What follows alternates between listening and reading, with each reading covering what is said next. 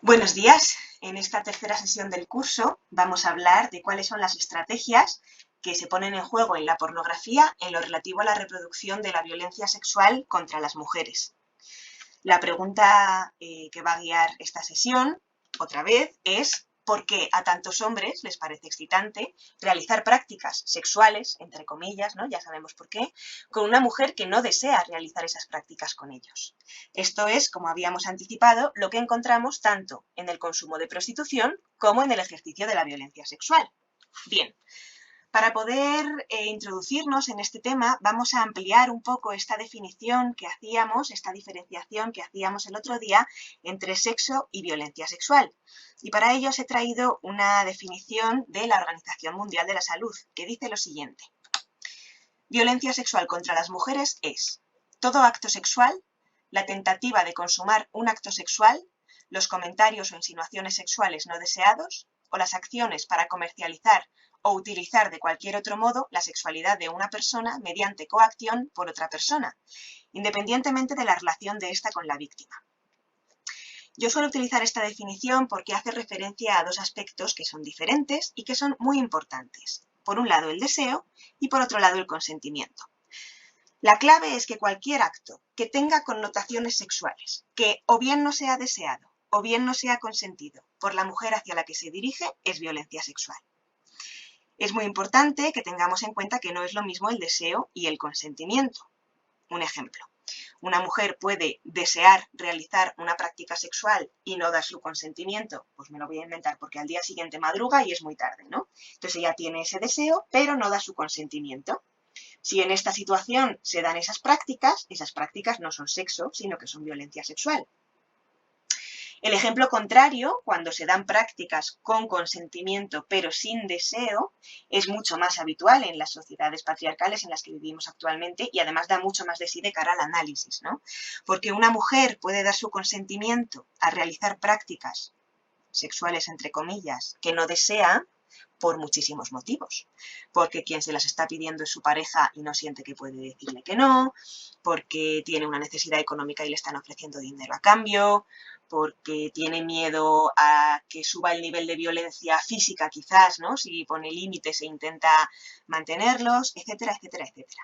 En todas estas situaciones en que no hay deseo, pero hay un consentimiento, hay un consentimiento que viene de alguna presión o coacción del ambiente, estas prácticas de nuevo no son sexo, sino que son violencia sexual. Es por ello que decíamos que un consentimiento sin deseo no es un consentimiento válido, ¿no? Lo que encontramos también es que la violencia sexual es un continuo que tiene manifestaciones más sutiles y manifestaciones más extremas. No es lo mismo el acoso sexual callejero que la explotación sexual en el sistema prostitucional, ¿no? Pero son ambas manifestaciones de la violencia sexual, en tanto que son actos que tienen un contenido sexual, que o bien no son deseados o bien no son consentidos por la mujer hacia la que se dirigen, o bien no son ni deseados ni consentidos por ella. Bien. Retomamos, por tanto, una vez hemos profundizado esta diferenciación que hacíamos el otro día entre sexo y violencia sexual. Decíamos que para que algo sea sexo tiene que estar basado en la reciprocidad, ¿no? Que era imprescindible el deseo de las mujeres y un consentimiento que nazca de ese deseo, no de la presión del ambiente, ¿no? Y que por el contrario algo era violencia sexual cuando no estaba basado en la reciprocidad, cuando bien no había deseo por parte de las mujeres, o bien no había un consentimiento que naciera de ese deseo, o bien no había ninguna de las dos cosas. Bien. En esta sesión del curso vamos a hablar de la pornografía más consumida, ¿no? Sabéis, yo en mi tesis doctoral hice una investigación en las páginas de pornografía más visitadas desde el Estado español, que son Pornhub y Xvideos. Y en Pornhub, por ejemplo, una cosa positiva de cara a la investigación es que puedes ordenar los vídeos en función del número de visualizaciones que tengan, ¿no? Por tanto, puedes saber cuál es la pornografía más consumida. Yo lo que quería analizar era qué tipo de deseo sexual masculino construía la pornografía y, por tanto, me fui a analizar la pornografía más consumida, ¿no? Bien. En el webinar había una diapositiva que hablaba del esquema de la pornografía que hubo un problema con mi conexión a internet y se cortó, entonces la he vuelto a traer a esta sesión del curso porque creo que es importante para poder entender el punto de partida y porque además hubo una parte de ella bueno, que yo pensé que la conexión todavía estaba y resulta que no. Entonces, bueno, como me he dado cuenta a posteriori, pues os lo inserto aquí para que también tengáis este punto de partida que creo que es fundamental, ¿no? Decíamos que en el esquema de la pornografía el varón es el sujeto, que tiene un deseo, y la norma central de la pornografía, que se cumple siempre, sin excepción, es que el varón va a satisfacer ese deseo accediendo para ello al cuerpo de una mujer o de una niña. Os comentaba que yo en los 5 años que he estado investigando en pornografía no he encontrado ni un solo vídeo, ni uno solo, en que un hombre tuviera un deseo, fuera el que fuera, y ese deseo no se viera satisfecho por medio del acceso del hombre al cuerpo de una mujer o de una niña. Esto significa que las mujeres y también las niñas, como veremos más adelante, están completamente cosificadas, ¿no? Están deshumanizadas, están reducidas a objetos sexuales. Es irrelevante que haya o que no haya deseo y consentimiento por su parte. Es decir, es irrelevante que eso sea sexo o sea violencia sexual, porque lo único relevante en la pornografía es que el hombre satisfaga su deseo. Y él lo va a hacer independientemente de lo que quiera esa mujer o no quiera, o de su edad, independientemente de que sea una niña, ¿no? Por tanto, la satisfacción del deseo masculino se va a cumplir, sea sexo o sea violencia sexual, dicho acceso, ¿no? Bien. De nuevo, en 5 años de investigación, yo no he encontrado ni un solo vídeo, ni uno solo, en que una mujer dijera que no quería que el hombre accediera a su cuerpo para satisfacer ese deseo sexual que él tenía, y ese no se viera respetado. Pero sí encontré muchísimos vídeos en que las mujeres decían que no querían que el hombre accediera a sus cuerpos, ¿no? Muchos vídeos en que las mujeres dicen que no, ni un solo vídeo en que ese no se respete. Claro, cuando yo empecé la investigación en pornografía, yo tenía esta idea de que la pornografía muestra sexo explícito, ¿no? Esta idea tan peligrosa que está socialmente aceptada. Entonces, cuando yo empecé a darme cuenta de que este esquema se repetía muy habitualmente, que las mujeres dijeran que no y al final ese no se respetara, a mí me chocó muchísimo, ¿no? Yo me empecé a preguntar, ¿por qué? ¿Por qué pasa esto? Es decir, si la pornografía me quiere mostrar sexo explícito, ¿no sería lógico que me mostrara situaciones en que todas las personas que aparecen están deseando realizar esas prácticas y obtienen muchísimo placer realizándolas, ¿no? ¿No sería eso lo lógico? ¿Por qué este empeño en la pornografía en dejar claro que las mujeres no quieren realizar las prácticas que finalmente se van a realizar? ¿Qué está pasando aquí? La respuesta la obtuve en el análisis de la masculinidad y lo vais a entender muy fácil en cuanto vinculemos este hecho con lo que analizamos en la sesión anterior. Que las mujeres digan que no quieren realizar esas prácticas que el varón quiere realizar y que finalmente van a realizarse, permite al varón obtener una sensación de poder mucho mayor en el acceso al cuerpo de esa mujer que si esa mujer sí que quisiera. Es decir, si la mujer está deseando realizar esas prácticas, el hombre va a obtener cierta sensación de poder porque vivimos en un patriarcado, no nos podemos desligar de la estructura, ¿no? Pero si la mujer no quiere realizar las prácticas y el hombre aún así consigue realizarlas, la sensación de poder que obtiene es mucho mayor. Y no podemos olvidar que en este tipo de patriarcados la excitación sexual masculina está vinculada directamente a la sensación de poder sobre las mujeres. Por tanto, ese no de las mujeres tan habitual en la pornografía está ahí específicamente para no ser respetado. Tiene esa función, permitir al hombre no respetarlo para que obtenga una mayor sensación de poder. La pornografía, por tanto, está arrebatando el derecho a las mujeres a decir que no y que ese no se respete. Está arrebatando a las mujeres su derecho a poner límites que sean respetados en lo relativo al acceso de los hombres a sus cuerpos, porque cuando los ponen, ese no nunca se respeta. Y es por ello que podemos decir que la pornografía está partiendo de la negación del derecho humano de las mujeres y de las niñas a una vida libre de violencia. No podemos decir, por tanto, que la pornografía muestre simplemente sexo.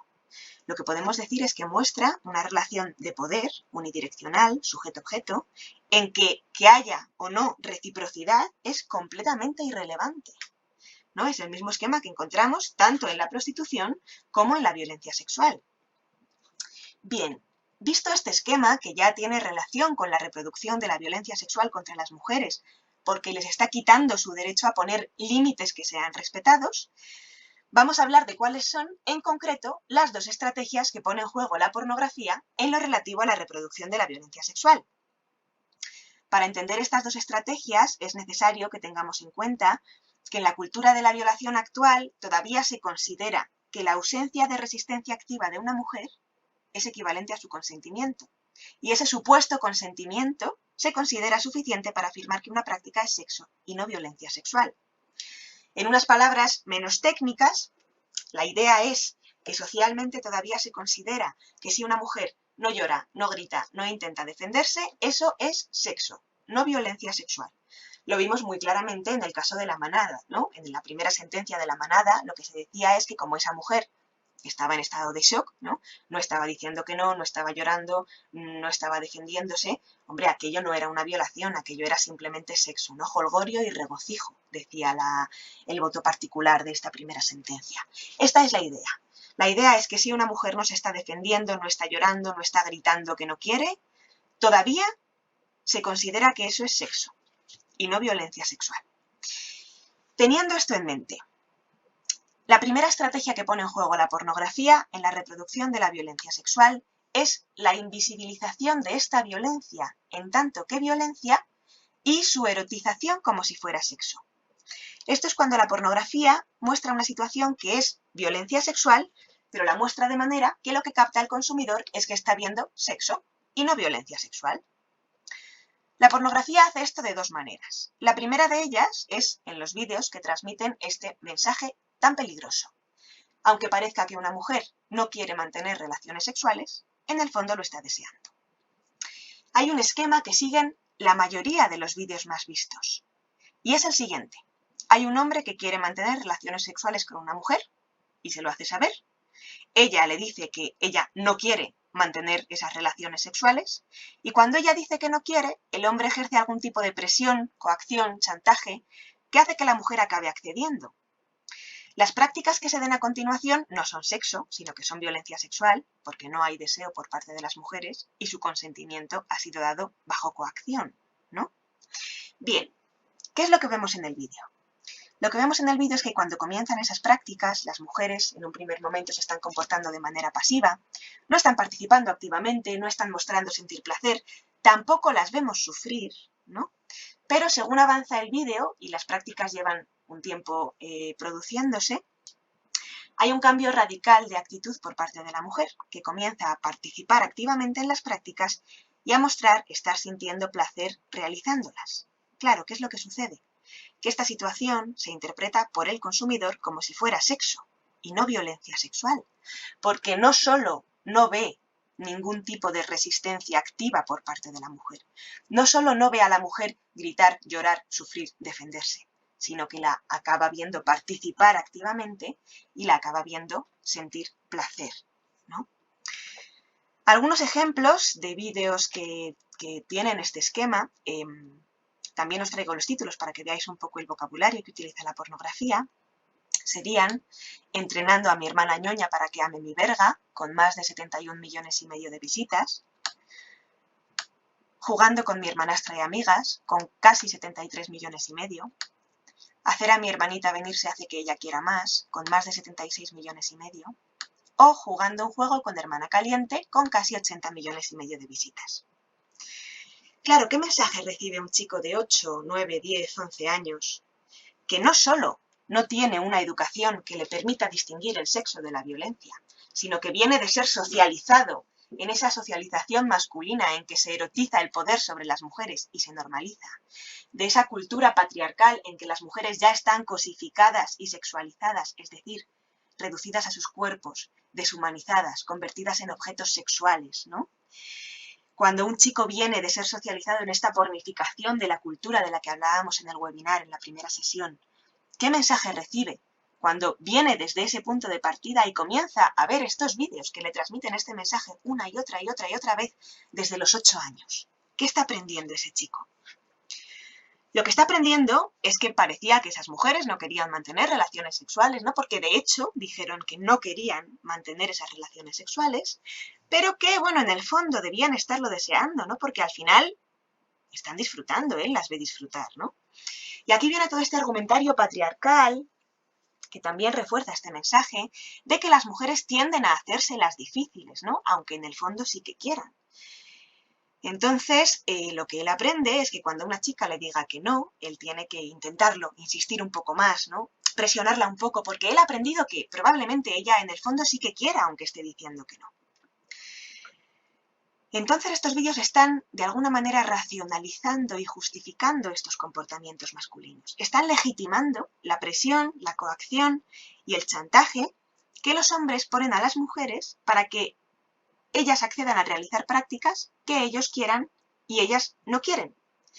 Estos vídeos están enseñando a los chicos que el no de una mujer no significa no y que se puede convertir en un sí por medio de la presión. Y lo más importante, que eso no hace que la situación sea violencia sexual. Estos vídeos transmiten que una práctica que comienza sin deseo por parte de las mujeres y con un consentimiento forzado es sexo y no violencia sexual. Con la visualización de estos vídeos se construye un deseo sexual masculino que permite que los hombres se exciten en situaciones que son violencia sexual y ejerzan violencia sexual, pero ojo, pensando que eso es simplemente sexo, sin ser conscientes de que eso es violencia. Y es así como la violencia sexual se reproduce, porque se invisibiliza que es violencia y se normaliza como si fuera simplemente sexo. Una segunda manera en que la pornografía invisibiliza la violencia sexual en tanto que violencia y la erotiza como si fuera sexo es en los vídeos que transmiten que mantener relaciones sexuales con una mujer que está dormida, drogada, muy borracha o inconsciente es sexualmente excitante. Una mujer que está en estas situaciones no tiene un deseo sexual y no puede dar un consentimiento válido. Y por tanto cualquier práctica que la involucre siempre es violencia sexual, no es sexo. La pornografía no nos transmite este mensaje, sino al contrario, ¿no? Y encontramos vídeos cuyos títulos presentan este tipo de situaciones. Adolescente se despierta con el pene de su hermanastro en la boca y se lo folla mientras sus padres duermen, en que se mezcla un poco este mensaje con el anterior, ¿no? Porque cuando esa mujer despierta con el pene de un hombre en su boca, comienza a participar activamente en las prácticas como si en el fondo realmente lo hubiera estado deseando, ¿no? Transmitiendo que incluso aunque estuviera dormida, ella en el fondo sí que quería. Bien. Y por tanto, obviamente, eso no era violencia, porque efectivamente ella sí que quería. Esta es la trampa, ¿no?, de la pornografía. O encontramos vídeos como hermano se folla a hermana dormida, en que la mujer está dormida durante todo el tiempo que dura el vídeo. De nuevo, como no hay resistencia activa por parte de las mujeres, esto se presenta como si fuera sexo y no violencia sexual. La segunda estrategia que pone en juego la pornografía en lo relativo a la reproducción de la violencia sexual es la erotización directa de esta violencia. Esto es cuando la pornografía muestra situaciones que también son violencia sexual, pero ahora de manera que se capta perfectamente que eso es violencia. ¿Por qué? Porque se muestra la resistencia activa de las mujeres. Se muestra una mujer que llora, una mujer que grita, una mujer que intenta defenderse. Es fundamental que tengamos en cuenta que seguimos hablando de la pornografía más consumida. El consumo de este tipo de pornografía no solo no es minoritario, sino que el vídeo más visto que yo encontré en la investigación que realicé para mi tesis doctoral era un vídeo que tenía 225 millones de visitas. 225. Recordad que los anteriores, los siguientes más vistos, tenían 75, 80 millones de visitas, ¿no? Este tenía 225. Y era un vídeo de una violación colectiva de 4 hombres a una mujer, en que ellos la raptaban, la llevaban a un descampado, ella intentaba escapar repetidamente, ellos la perseguían, ¿no? La golpeaban, se reían, la sujetaban y se turnaban para penetrarla anal, bucal y vaginalmente mientras ella lloraba y gritaba de manera desgarradora, en fin. Se capta a la perfección que esto es una violación, ¿no?, que esto es violencia sexual. El siguiente vídeo más visto tenía menos de la mitad de visitas. Este tipo de pornografía se consume masivamente. Claro, cuando los hombres ven este tipo de pornografía, captan que lo que están viendo es una violación, pero simultáneamente aprenden a erotizarla, en lugar de aprender a rechazarla. ¿Por qué podemos decir que simultáneamente aprenden a erotizarla?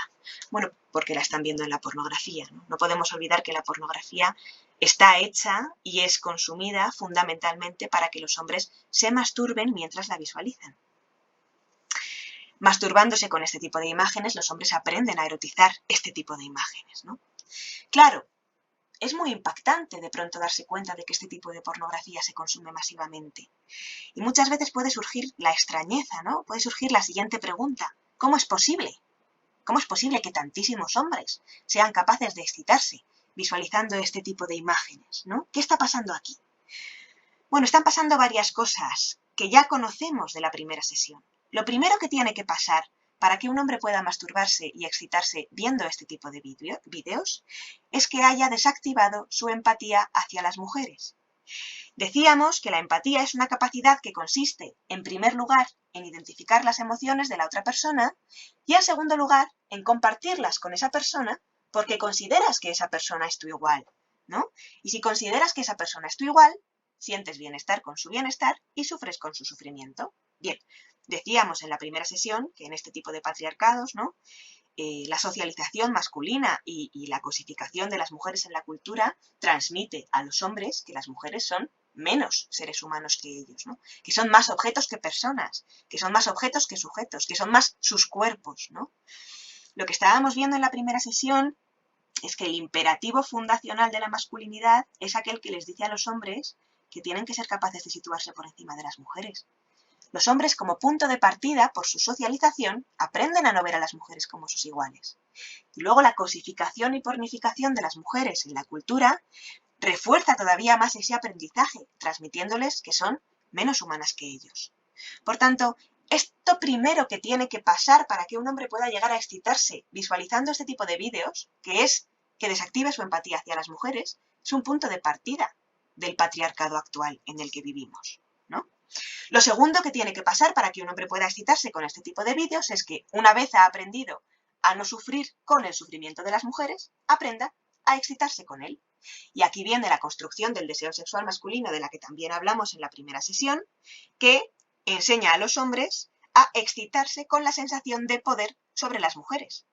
Esa sensación de poder en la pornografía se puede ver de muchísimas maneras, ¿no? Pues cuando las mujeres dicen que no y ellos tienen que presionarlas, cuando las mujeres están muy borrachas y se ve que no están controlando, cuando las mujeres están dormidas o inconscientes, ¿no? Pero también en este tipo de situaciones. Los hombres van aprendiendo a erotizar con la pornografía situaciones en que esa desigualdad de poder, en que esa sensación de poder que ellos obtienen es cada vez mayor. Y este es uno de los puntos del continuo al que pueden llegar y al que de hecho muchos llegan, ¿no? Como muestran las propias cifras de la visualización de este tipo de pornografía. Esto sí que se presenta como lo que es la violencia sexual, porque muestra la resistencia activa de las mujeres, pero simultáneamente se erotiza.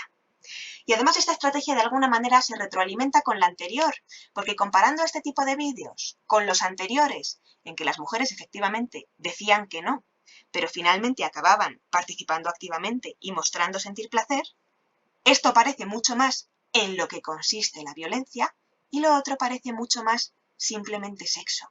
Por tanto, también se retroalimentan de esta manera. Que la pornografía erotiza la violencia sexual es un hecho. Aquí tenéis una captura de Xvideos, que es otra de las páginas web más visitadas de pornografía, pero no solo, ¿no?, desde el Estado español. Es una captura de lo que aparece cuando introducimos en el buscador por palabras la palabra rape, violación. Aparecen otras sugerencias de búsqueda, como gang rape forced, violación grupal por la fuerza, ¿no?, en que podemos encontrar el vídeo anterior. Y podemos ver que hay 24.950 vídeos que tienen esta etiqueta. Es muy importante que pensemos además en lo que percibe a nivel sensorial un hombre, y son millones, que se masturba con este tipo de pornografía, porque ese hombre se está excitando con primeros planos de la cara de una mujer que está llorando, porque la pornografía se recrea en el sufrimiento de las mujeres, porque es precisamente lo que está erotizando, ¿no? Ese hombre se está excitando escuchando los gritos desgarradores de una mujer ante una violación. Se está excitando con esa sensación de poder sobre ella llevado a un extremo, al extremo de excitarse con su sufrimiento. La existencia de estos vídeos, por supuesto, es relevante en la reproducción de la violencia sexual, porque enseña a los hombres a excitarse con el sufrimiento de una mujer que está siendo violada. Y los hombres, en su vida sexual, no van a hacer quizás todo lo que les excita, pero todo lo que hagan lo van a hacer porque les excita. Que un hombre esté aprendiendo en la pornografía a excitarse con este tipo de situaciones abre la puerta a que en un futuro, como ha aprendido a erotizarlas, decida llevarlas a la práctica, porque ha aprendido que son sexualmente excitantes, incluso siendo conscientes de que eso es violencia. Recuperando nuestra pregunta, ¿por qué a tantos hombres les parece excitante realizar prácticas sexuales, entre comillas, ¿no?, que son violencia sexual, con una mujer que no desea realizar esas prácticas con ellos? En la pornografía hemos encontrado dos respuestas muy claras. En primer lugar, han aprendido que el no de una mujer no significa no, y que por tanto realizar prácticas sexuales con una mujer que ha dicho que no quiere realizarlas es simplemente en lo que consiste el sexo. Y por tanto pueden ejercer violencia sexual sin ser conscientes de que es violencia. Pueden excitarse con esas prácticas que son violencia sexual pensando que eso es simplemente en lo que consiste el sexo. Pero también hemos encontrado una segunda respuesta, ¿no? Y es que los hombres en la pornografía han aprendido que cuando el no de una mujer realmente significa no, es sexualmente excitante no respetarlo. Es decir, han aprendido a erotizar directamente el ejercicio de la violencia sexual y pueden decidir ejercerla siendo conscientes de que eso es violencia, porque han aprendido a excitarse con ello. Por hacer una breve recapitulación de los mensajes que hemos visto que la pornografía transmite a los hombres, la pornografía les dice que las mujeres y también las niñas, ¿no?, como veremos más en profundidad en otra de estas sesiones, son objetos sexuales que ellos pueden utilizar para satisfacer sus deseos. Que da igual lo que ellas quieran o no quieran, que ellos tienen derecho a satisfacer su deseo accediendo a sus cuerpos. Que producir dolor físico a las mujeres es sexualmente excitante. También profundizaremos en este mensaje más adelante. Que aunque parezca que a ellas no les apetece tener sexo con ellos, en el fondo lo están deseando. Y la coacción no hace que eso sea violencia sexual. Que el hecho de que su consentimiento sea dado bajo coacción es sexualmente excitante. Que el hecho de que ellas no sientan deseo, no quieran realizar esas prácticas, es sexualmente excitante. Que aunque estén dormidas, borrachas o inconscientes, el sexo con ellas es excitante y no es violencia sexual. Y que violarlas y verlas sufrir también es sexualmente excitante. Todos estos mensajes colaboran con la reproducción de la sexualidad de los hombres que consumen prostitución y ejercen violencia sexual. Hasta aquí la sesión de hoy. Muchísimas gracias por vuestra atención. Siento lo duro de este contenido, ¿no? Y bueno, hablamos en el foro, os pondré unas lecturas y también el ejercicio de esta semana y seguimos. Muchísimas gracias.